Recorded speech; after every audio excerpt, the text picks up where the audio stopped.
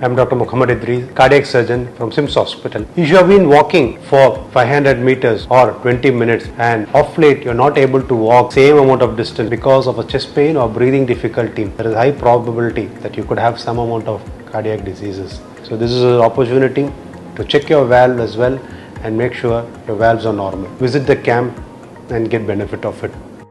I am Dr. Ravi Kiran, consultant in diabetes and endocrinology at SIMS Hospital, Chennai. We are conducting a special camp at Andaman on 19th of October, Saturday. So those who are having problems related to diabetes, thyroid, parathyroid, adrenal, pituitary are welcome. So if any critical issues are there, we can discuss and try to resolve it.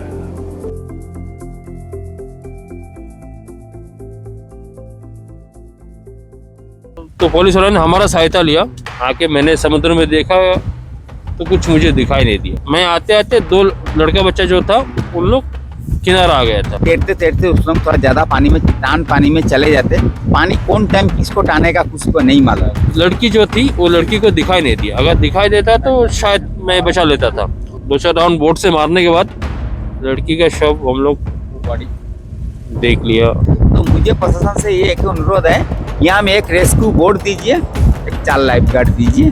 आपसे अनुरोध करना चाहेंगे कि जो भी परिवार यहाँ पे आए खुशी मनाने के मनाइए, लेकिन अपना परिवार अपना बाल बच्चा लोग को आप लोग सेफ रखिए कि ज़्यादा पानी में ना जाए। और मैं सभी से बोलूँ बच्चे के लिए उनका आत्मा को शांति मिले।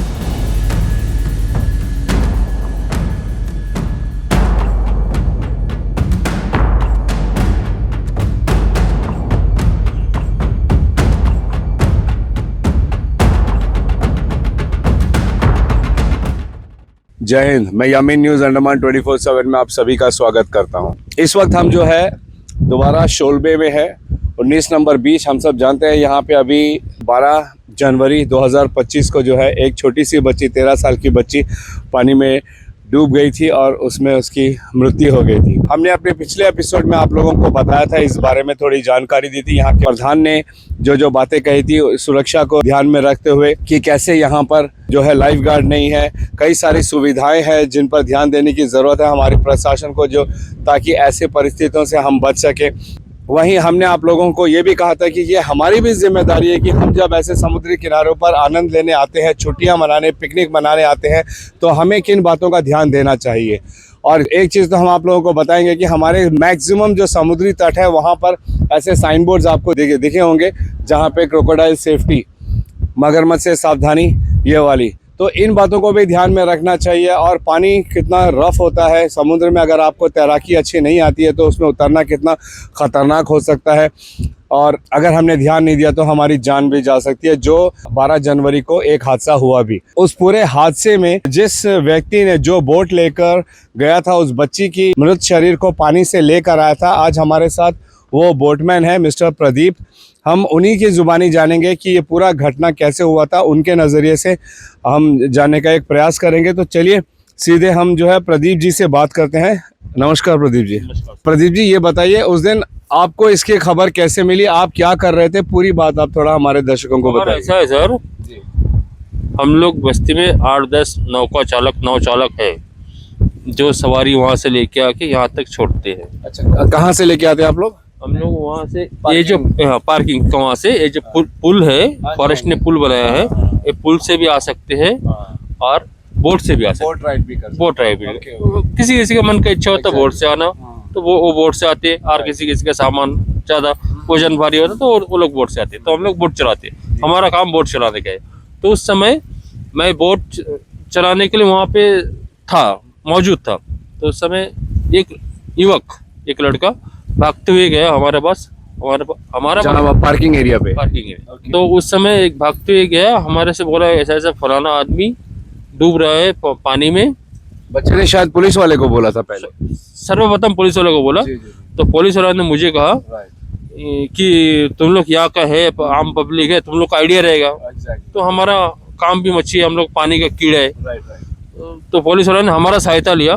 पुलिस वाला बोला सिकदार चलो प्रदीप। तो मैं भागते हुए आके मैंने समुद्र में देखा तो कुछ मुझे दिखाई नहीं दिया। अच्छा। तो मैं आते आते दो लड़का बच्चा जो था उन लोग किनारा आ गया था, बाहर आ गया, ऊपर आ गया था। खुद से आ गए थे वे लोग? अपने खुद से नहीं, उन लोग को भी हेल्प करने के लिए 2-4 लड़का लोग था यहाँ में जो पिकनिक मनाने आए थे, उन लोग हेल्प करके किनारा आ गए थे। तो लड़की जो थी वो लड़की को दिखाई नहीं दिया, अगर दिखाई देता तो शायद मैं बचा लेता था। तो मैं वापस आता था, वापस आया, पुलिस वालों को बोला, मैंने पुलिस वालों को बोला रेस्क्यू करिए, कोई रेस्क्यू टीम को बुलाइए, देखिए। तो मैं प्रेस के द्वारा ये कहना चाहता हूँ, पुलिस वाला के पास यहाँ में सिग्नल नहीं था, सिग्नल नहीं बोला, जो भी ड्यूटी में पुलिस वाला आता, मैं प्रेस के द्वारा ये कहना चाहता हूँ, उन लोगों के पास जो पुलिस वाला, शायद आपको जानते हैं, एक छोटा सा वो चीज़ होना चाहिए था। तो वो होने से उन लोग फोन करके बोल सकता है कि फलाना आदमी, एक एम्बुलेंस भी बोल सकता था। जाने के टाइम जो लड़की था उसको एम्बुलेंस नहीं मिला। यहाँ में एक बोट सवारी, जो आप पहले बोला था, जो सवारी लेकर आने वाला जो सवारी लेकर एक बोट आया था, तो बाकी मददगार जितना भी पिकनिक पार्टी वाला था, लड़का लोग को मदद से बोट को ऐसी किनारे इसी तरह था, पानी नहीं था। प्रदीप जी का कहना है कि सामने आप लोगों को जो ये पानी का एक नाला दिखाई दे रहा है, उस नाले तक बोट था, लेकिन उस पार समुद्र तक लेके जाने के लिए बोट को काफी कठिनाइयों से जो है लोगों की मदद से, कल यहाँ पे पर्यटक आए थे, उन सब ने मदद की थी और बोट को जो है वो पार घसीटते हुए सब लोगों की मदद से समुद्र में लेकर जाया गया। अच्छा, फिर उसके बाद क्या हुआ? उसके बाद हम लोग घसीट के लोग बोट पार कर दिए। उसके बाद हम लोग बोट में चढ़ा, तो बोट में चढ़ा, बोट वाला था और मैं था, अनिल नाम का बोट वाला था, अनिल सदर, और मैं था। मैंने जाके बाहर में जाके, बहुत रफ था समुद्र, हल्का था, फिर भी कोशिश करके आज के मुकाबले कल ज्यादा हल्का था? आज तो कोई हल्का ही नहीं है, आज का मुकाबले हल्का ही नहीं है। कल बहुत खराब था, रफ था सी। तो उसके बाद फिर भी हम लोग कैसे भी जाके 2-4 राउंड बोट से मारने के बाद लड़की का शव हम लोग बॉडी देख लिया। कहाँ पर देखा? बीच समुद्र में? 19 का समुद्र के बाहर, अच्छा, थोड़ा सा दूर में ही देखा, समुद्र के बहुत किनारे से दूर में ही था। तो लड़की 500 से ज्यादा तैरती थी लड़की। तो लड़की को हम लोग बोट में उठाया, तब हमारा अंदाजा में वो डेथ तो हो चुका था।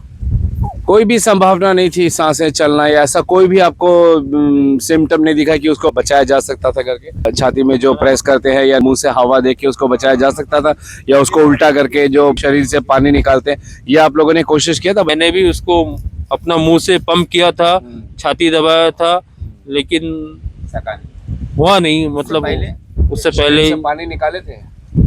पानी उसका मुंह से तो नहीं आया था, लेकिन हमारा जो तजुर्बा है, हम समुद्र में बचपन से खेलते हैं, तो हमने अपना तरीका से कोशिश किया था, उसको मुंह में भी हवा दिया था, छाती भी दबाया था। तो उससे पहले शायद वो ऊपर वाला का बस। फिर हमने उसको बोट में उठा के किनारा लाया, किनारा ला के फिर उसको यहाँ से जब किनारा लाया था, पुलिस वाला लोग भी आया था।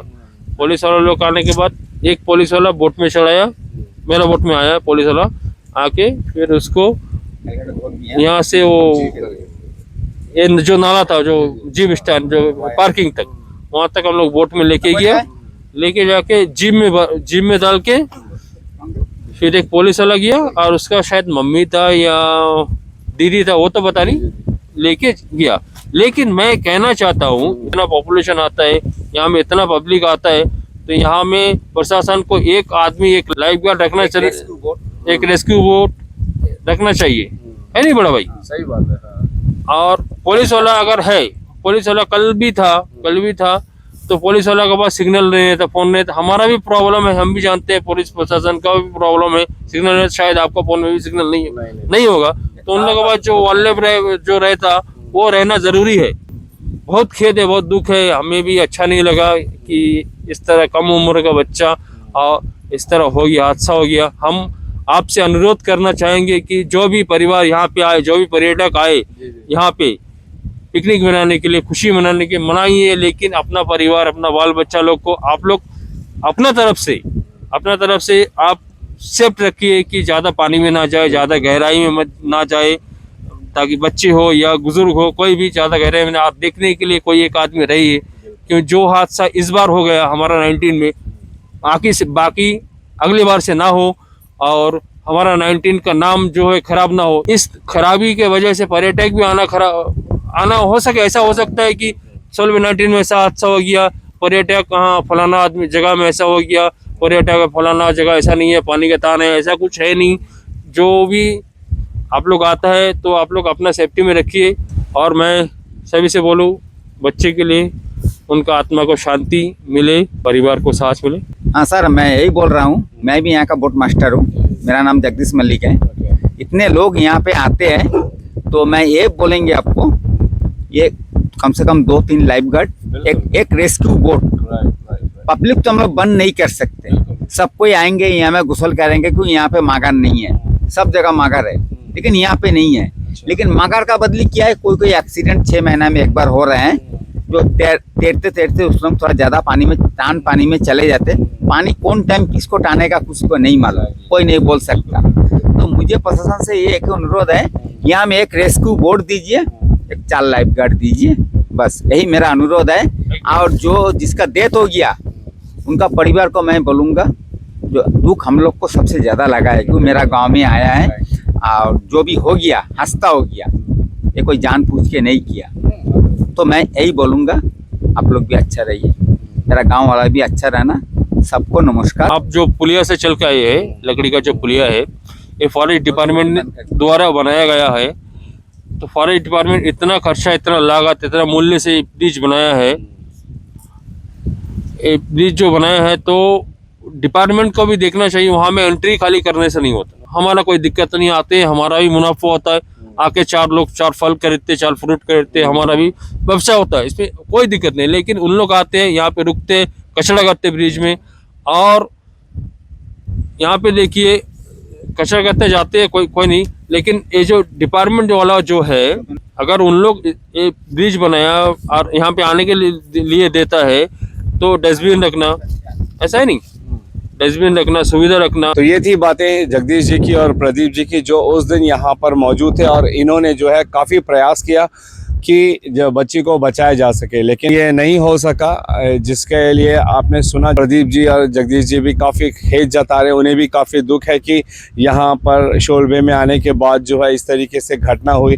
उन्हें चिंता सता रही कि कई लोग जो है शोलबे को लेकर नकारात्मक सोच ना बना ले अपने। उनका कहना है कि जी नहीं, काफ़ी अच्छी जगह है, ज़रूर आए, मगर सावधानी भी बरतें। साथ ही हम आप लोगों को ये भी बताना चाहेंगे कि या तो आप जो है वो जो ब्रिज आपको दिखाई दे रहा है, लकड़ी वाला ब्रिज, पार्किंग से लेके यहाँ ठीक समुद्र किनारे तक आपको लेकर आता है।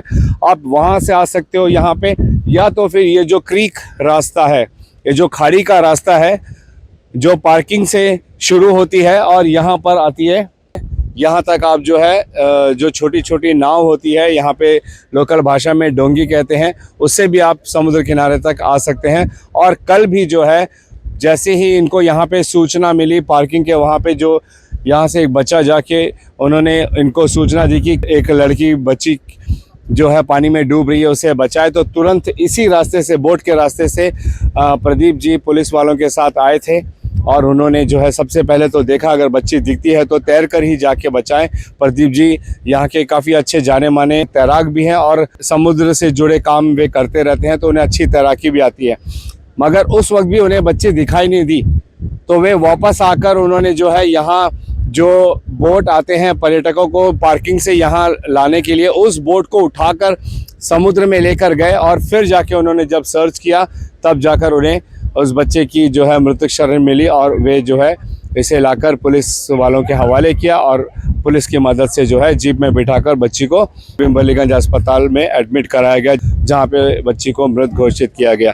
हम आप सबसे निवेदन करते हैं कि कृपया करके प्लीज़ आप इस सुंदर जगह पे ज़रूर आइए, प्रकृति का आनंद उठाइए, लेकिन साथ में अपनी सुरक्षा का भी ध्यान दीजिए। और वहीं हम प्रशासन से निवेदन करते हैं कि जैसे यहाँ के स्थानीय निवासी भी कह रहे हैं कि यहाँ पर लाइफ गार्ड का होना, यहाँ पे एक रेस्क्यू बोट होना ऐसे इमरजेंसी सिचुएशंस में बहुत कारगर होगा, वरना ऐसे दुर्घटनाएं भविष्य में भी होते रहेंगे, जिससे हमें निपटना है। हमें उम्मीद है कि हमारी प्रशासन इन सारी सुविधाओं पर ध्यान देगी और अवश्य जो है जल्द से जल्द इन पर काम करेगी, ताकि शोलबे में आने वाले पर्यटक सुरक्षित रहें और यहाँ से सकारात्मक सोच लेकर जाएं और अच्छा समय बिता कर जाएं। इसी उम्मीद के साथ और कैमरा पर्सन दीपिका सोनी के साथ मैं यामीन, न्यूज़ अंडमान 24/7। जय हिंद।